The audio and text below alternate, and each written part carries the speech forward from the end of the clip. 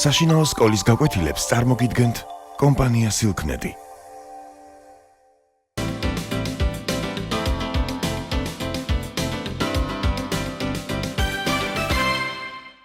მოგესალმებით, ვაგრძელებთ ჩვენს მეცადინეობებს ბიოლოგიაში.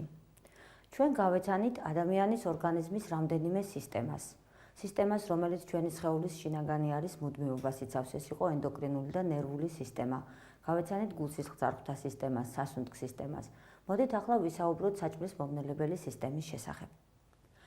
საკვების მიღება ეს ერთ-ერთი მნიშვნელოვანი თვისებაა ცოცხალი ორგანიზმებისათვის. საკვების მიღების მხრივ ჩვენ ვიცით, რომ ცოცხალი ორგანიზმები იყოფიან მცენარე ჭამიებად, მტაცებლებად, ლეში ჭამიებად, ნაირმჭამელებად. მაგრამ როგორ ხდება ამ საკვების გადამუშავება? როგორ მღებულობს, როგორ მოიპოვებს ცოცხალი ორგანიზმი ამ საკვებს და შემდეგ როგორ ამუშავებს მას თავის სხეულში? აი ამის შესახებ ვისაუბრებთ სწორედ დღეს ჩვენ. საჭმლის მომნელებელი სისტემის მნიშვნელობა ოდითგანვე ცნობილი იყო და ადამიანების გარკვეული კატეგორია, რომელსაც ჩვენ გურმანებს ვუწოდებთ, ძალიან დიდ მნიშვნელობას ანიჭებს, როგორ და რანაირ საკვებს მიირთმევს. საკვები აუცილებლად სრულფასოვანი უნდა იყოს, ანუ უნდა შეიცავდეს ყველა იმ პროდუქტს, რომელიც ცოცხალ ორგანიზმს სჭირდება ასაშენებლად, განსაახლებლად, სასიცოცხლო პროცესების და ენერგეტიკული პროცესების ნორმალური წარმართვისათვის. თავად საჭმლის მონელების ტიპები არის რამდენიმე. ესაა უჯრედშიდა მონელება, უჯრედგარეთა დისტანტური მონელება და მემბრანული, ანუ კედლისმიერი მონელება. ზოგადად თავად საკვების მონელება ნიშნავს იმ პროცესების ერთობლიობას, რომლის დროსაც ჩვენ ვღებულობთ გარკვეულ ნივთიერებებს, შემდეგ გარდავქმნით საჭმლის მომნელებელი წვენების საშუალებით შესაწვავ დონემდე და შევითვისებთ მას. ასე რომ ეს საკმაოდ რთული თანმიმდევრული ეტაპების ერთობლიობაა.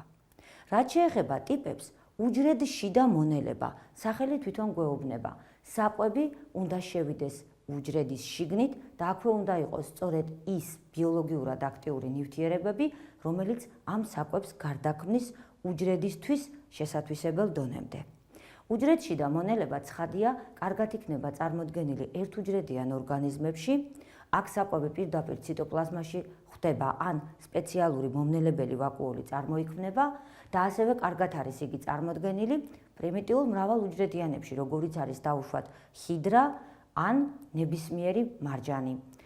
რაც შეეხება საჭმლის მონელების ტიპს, უჯრედშიდა მონელების ტიპს, ჩვენს სხეულში, ანუ უმაღლეს ხერხემლიანებში, ეს შერჩენილი აქვს, თუ გახსოვთ, სისხლის ლეიკოციტებს, ანუ იმ უჯრედებს, რომელსაც ფაგოციტოზის უნარი აქვს.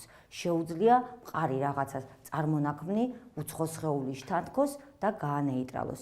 ანუ ძირითადად ამ უჯრედშიდა მონელებას მრავალუჯრედიან უმაღლეს ხერხემლიანებში აქვს ძირითადად დამცველობითი ფუნქცია. შემდეგი, როგორც ვთქვით, ეს არის უჯრედგარე დისტანტური მონელება. რას გულისხმობს მონელების ეს ტიპი? ანუ ამ შემთხვევაში სხეულში არის სპეციალური ორგანოები, რომლებიც წარმოქმნიან საკვების მომნელებელ წვენებს, მაგრამ ეს წვენი თავად უჯრედში კი არ ნარჩუნდება, არამედ სანათურში გამოიყოფა და იქ არსებულ საკვებზე მოქმედებს. მონელების ასეთი ტიპია ჩვენს პირის ღრუში, კუჭში, 12 გოჯა ნაწლავში, ასე რომ დისტანტური ნიშნავს იმას, რომ საკვების მომნელებელი ფერმენტების წარმომქმნელი უჯრედი არის კედელში, საჭმლის მომნელებელი ტრაქტის კედელში, ხოლო მათ მიერ გამოყოფილი ფერმენტები აი ამ ღრუ ორგანოს შიგთავსში მოთავსებულ საკვებზე ახდენს გავლენას და შლის შესათვისებელ დონემდე. რაც შეეხება უკვე მომდევნო ვარიანტს, ეს არის მემბრანული, ანუ კედლისმიერი მონელება, ეს წვრილ ნაწლავშია წარმოდგენილი. წვრილი ნაწლავის კედელი გარკვეული თავისებურებით გამოირჩევა, რომელსაც ჩვენ ცოტა მოგვიანებით ავხსნით და სწორედ აქ საჭმლის მომნელებელი ტრაქტის კედელზევე ხდება ფერმენტების დალაგება და კედლისმიერი მონელებაც ამ პროცესს ამიტომ ეწოდა. ახლა მოდი მივყვეთ თანმიმდევრობით, როგორ არის მოწყობილი ადამიანის საჭმლის მომნელებელი სისტემა.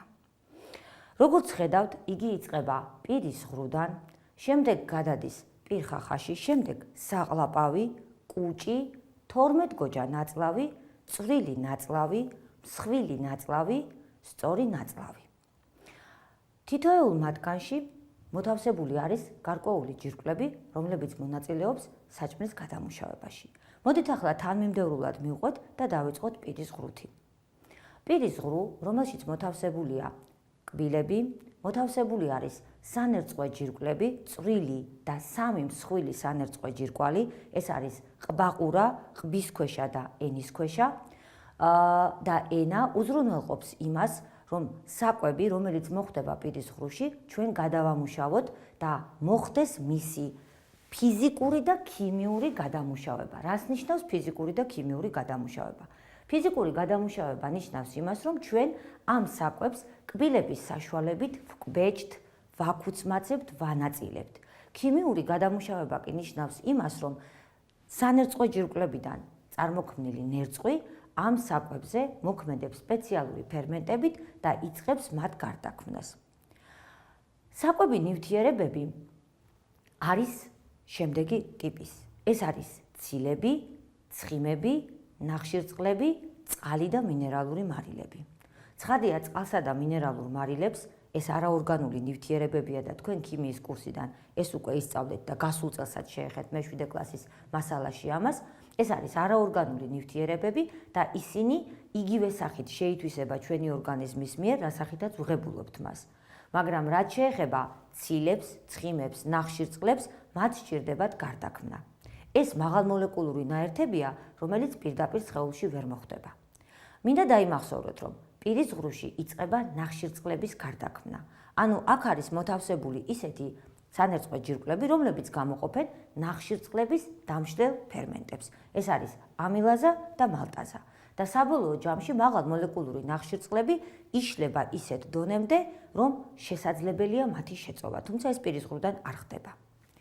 საყურადღებოა ისიც, რომ თქვენ დაუშვათ, როდესაც მიირთმევთ პურს, პურსში კი არის სახამებელი დიდი რაოდენობით, თავიდან მას ტკბილი გემო არ აქვს, რადგან სახამებელი ზუსტად მაღალმოლეკულური ნახშირწყალია.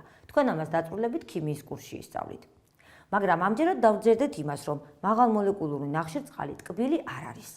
როდესაც მასზე უკვე ფერმენტები იწყებს მოქმედებას, თუ თქვენ პურს წესიერად დაღეჭავთ და ბრმაჭუკებივით არ გადაყლაპავთ, მაშინ ცოტა ხანში ტკბილგემოს იგრძნობთ. ანუ თქვენმა ფერმენტებმა დაშალა ეს მაღალმოლეკულური ნახშირწყალი გლუკოზამდე და უკვე გლუკოზის ტკბილი გემო თქვენ შეიგრძენით. მაგრამ ნერწყვს მარტო ნახშირწყლების დამშლელი ფუნქცია არ აქვს.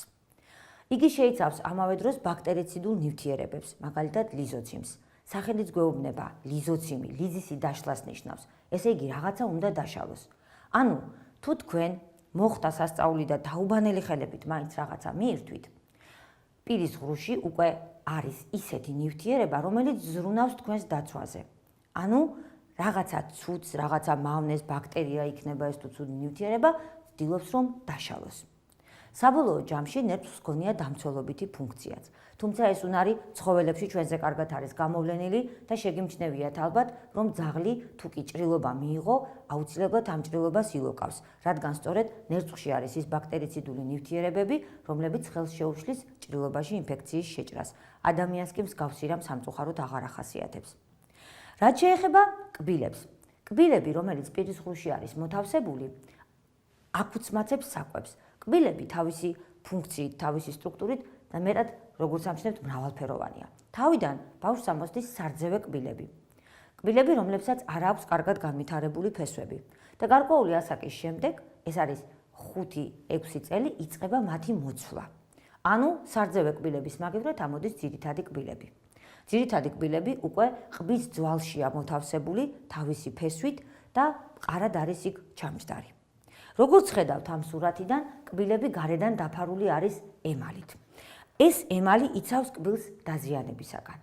შემდეგ უკვე მოთავსებული არის რბილი ნაწილი, პულპა. გარდა ამისა, ეს კბილი ყბის ძვალში ჩამაგრებულია სპეციალური ცემენტით.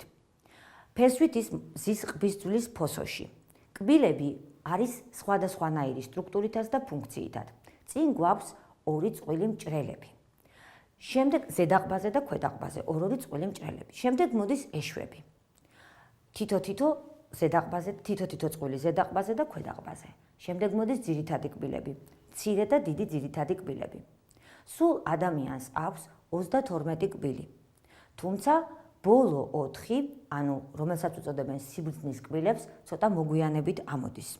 რამდენად სიბრძნის კბილია ამას ვერ გეტყვით, მართალია ამოსვლისას იგი საშინელი მტკივნეულია და ხშირად ადამიანისგან გამიგია სიბრძნის კი არა, ალბათ გაგიჟების კბილი უნდა ერქვასო. მაგრამ უწოდეს იმიტომ, რომ ცოტა მოციფულობის ასაკში იწყებს ამოსვლას. წესით და კანონით იმ ასაკში ადამიანი უკვე ჭკვიანი უნდა იყოს. კბილებს აუცილებლად უნდა მოუფრთხილდეთ, რადგან ემალი შეიძლება დაზიანდეს. რის გამო? თუ თქვენ ცივ და ცხელ საკვებს უცებ ღებულობთ, ანუ არ აცლით კბილებს არც გაგრილებას, არც გაცხელებას. ან და თუ კი თხილს, კაკალს ან სხვა მყარ საკვებს ამტვრევთ კბილით, ეს ყოვლად დაუშვებელია. ამ დროს კბილებში ბზარები ჩნდება. თქვენ როდესაც მიირთმევთ საკვებს, გადამუშავებისას ხშირად მჟავე ნივთიერებები გროვდება.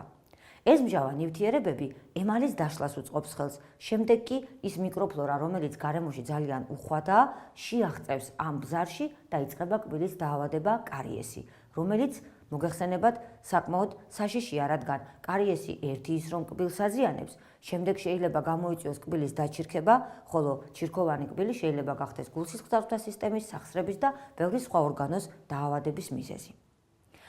რაც შეეხება თავად სანერწყვე ჯირკვლებს, მე გითხარით, 3 დიდი სანერწყვე ჯირკვალია, ბაყურა, ყბისქვეშა და ენისქვეშა და მრავალი წვრილი სანერწყვე ჯირკვალი, რომელიც პირის ღრუს ლორწოვან გარსშია მოთავსებული.